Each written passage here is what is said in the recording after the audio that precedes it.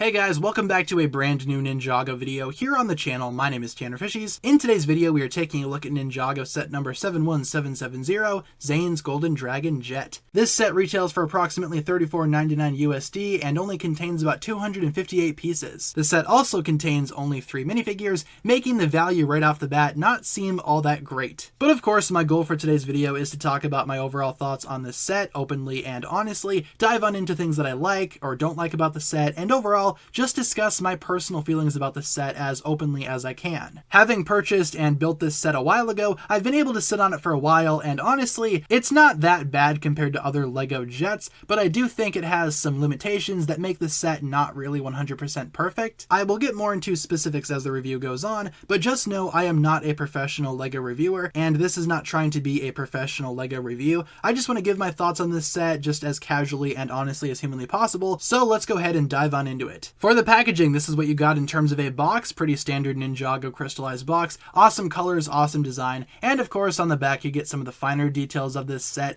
Overall, pretty solid box. It's a box that is very boxy. Alright, so starting things off with the minifigures, here we have Golden Zane. This is the main version of Zane that you get in this set, and it's one of the newest Zanes to come out of Ninjago Crystalized. Not the only new Zane, but one of the primary ones. This one features Zane in primarily golden armor, and I like how this guy looks overall.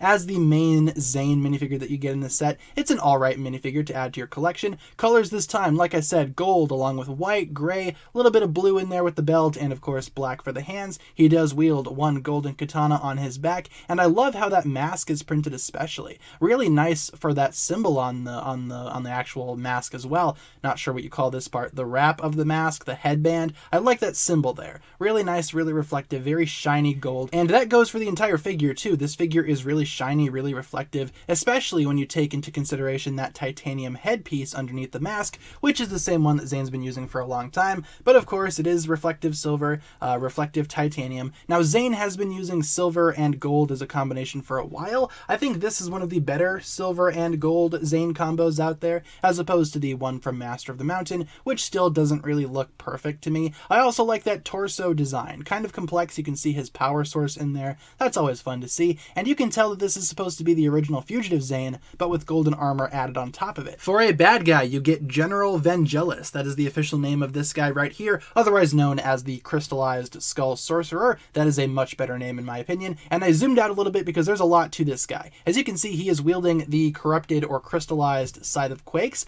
Like how that looks quite a bit. Just taking that away from him though, so we can take a closer look at the figure itself, you can see that he himself has a really interesting design this time. I like the wings, making a comeback from Season 13 Master of the Mountain as well, and I believe that mask is also carried over from the summer of 2020, if I'm not mistaken.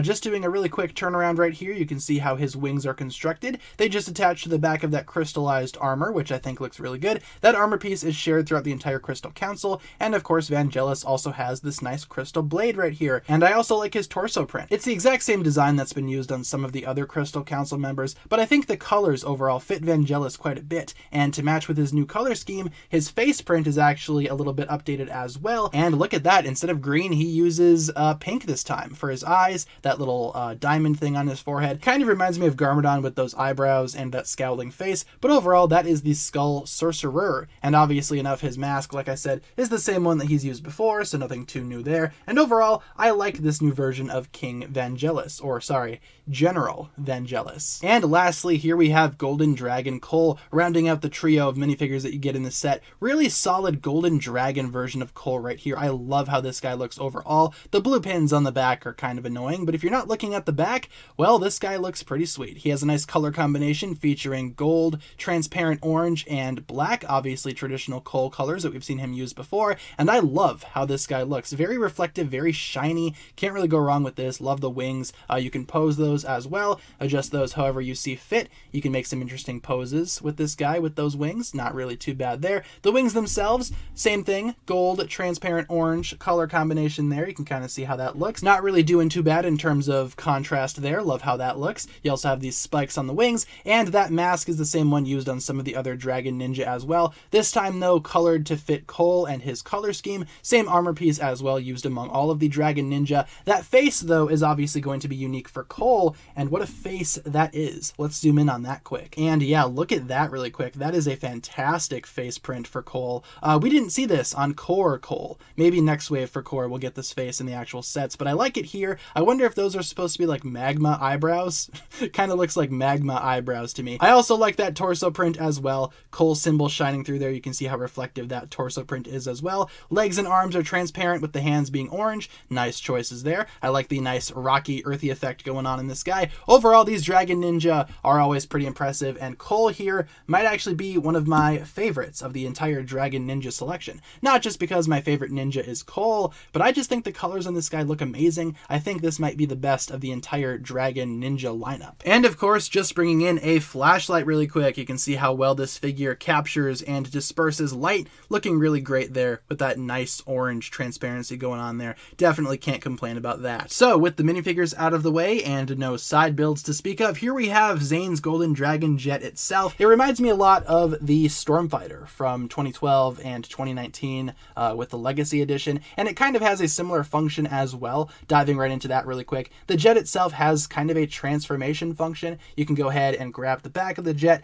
push it forward, and there you go. Now we have this look going with some wings splayed out like that. And these have been used before on other sets in the Crystalized wave, so not really unique to this set specifically, but in this color, absolutely. And I don't think that looks too bad either. Kind of looks like an attacking pose, maybe some type of high-speed, intense battle pose right there. And of course, to just reverse the transformation, you just grab the back and pull back, and there you go. Now you're back to a normal-looking jet. And I think that transformation feature especially reminds me of the Stormfighter. That is very much Stormfighter-esque, and you can reverse it pretty quick. So there you go. You can get that going on if you really want to.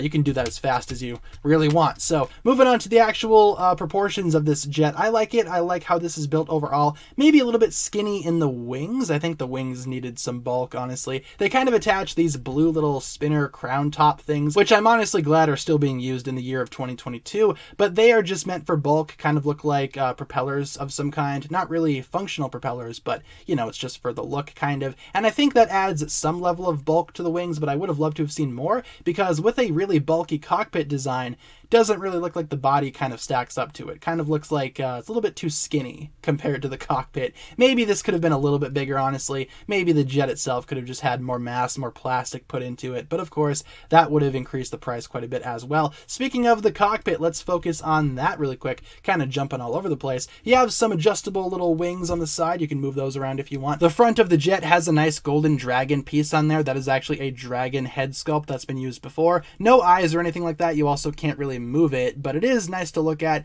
Nice transparent blue on top, gold on the bottom. The bottom of the cockpit also has a nice shaping to it. I like how that looks. The cockpit looks really nice, like from this onwards, you know, from like this is the cutoff going onwards. I don't mind how that looks. It also has a nice sticker up front, R for resistance, from what you guys have told me in the comments. And the cockpit itself, the actual windscreen, has some detailing on there showing Zane who he's fighting. That of course is the Skull Sorcerer. Not sure how well you guys can see that, but that is the Skull Sorcerer right there on that print on the windscreen. Speaking of which, you can also open that up. That is the same windscreen used on the Crystal King, just done up in blue, and Zane just kind of sits in there. There's not really like controls or anything. He just kind of sits in there with friction and whatnot. You can see kind of a seat there. Lighting might be a little bit poor, but you can kind of make out what's going on there. It's just a seat. You can fit Zane in there like so and close him up, and now he's ready for battle. Not too bad. I also like how these pieces are used for texture. Really cool. And like I said, the cockpit itself is a nice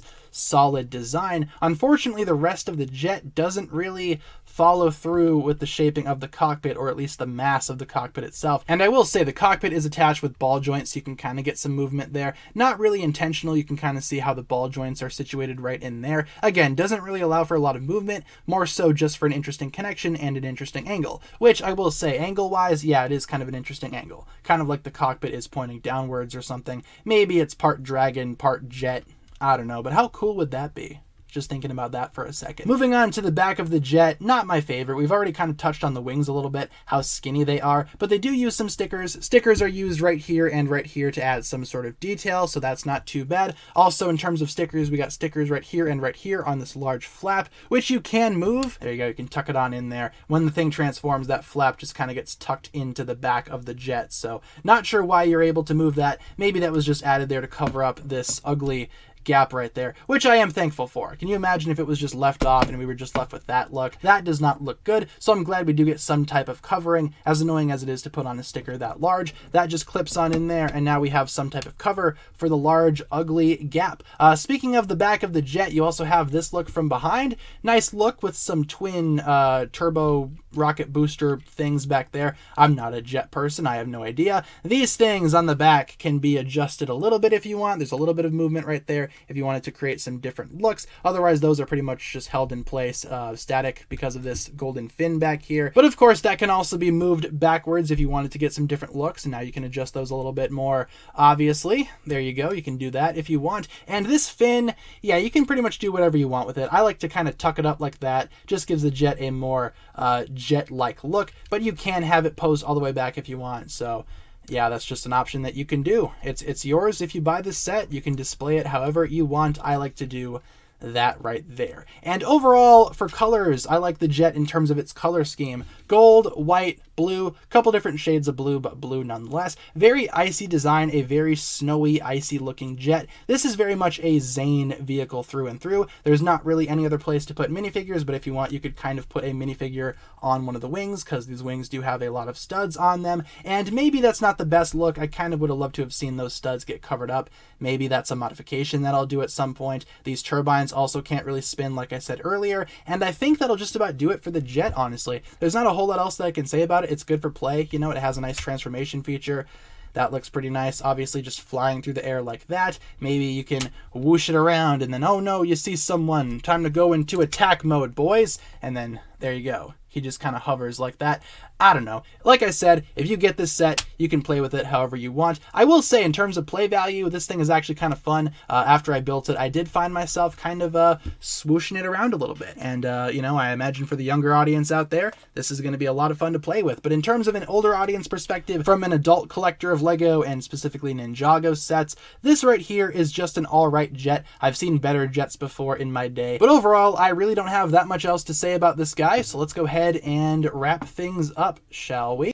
Really quick before we wrap up the review, here we have the leftover and spare parts, mostly golden weapon stuff, and here we have the instruction booklet. Once again, very dull, very bland, and I don't care. So to wrap up my thoughts on Zane's Golden Dragon Jet as a set, as an entity, as a unit, I think this set isn't really worth the asking price of $35. I could go with $30, that was the original price before Lego jacked up a bunch of those prices, and honestly, $30 for this guy, I could pay $30. Obviously, I paid the $35 to get this thing. And don't get me wrong, it's not a bad set at all. I just don't think the piece count, I guess, warrants the price here. As I've said, if they wanted to make a $35 jet, that'd be fine by me. But maybe they could go ahead and use some of those extra pieces to bulk up the jet a little bit, bulk up the wings, make it a little bit more bigger, dare I say. I think that's the biggest issue with this set that I can find as a build. It's just way too small, way too skinny in some areas, and I just wanted it to be a little bit bigger. The jet itself does have a pretty unique design though, so I can't really fault it on a lack of uniqueness per se. I just think this set isn't really all that worth it right off the bat. Maybe if you wanted to wait for a while and wait until it goes on sale. I find that after building it, maybe it doesn't really have that much value overall, though I do like it. I just wish I didn't pay $35 for it. So with that being said, that'll pretty much wrap it up for my thoughts on Zane's Golden Dragon Jet. Feel free to let me know in the comments what you think about this set and what you thought of the review itself. All comments are welcome down below. Thank you all so much for watching today's video,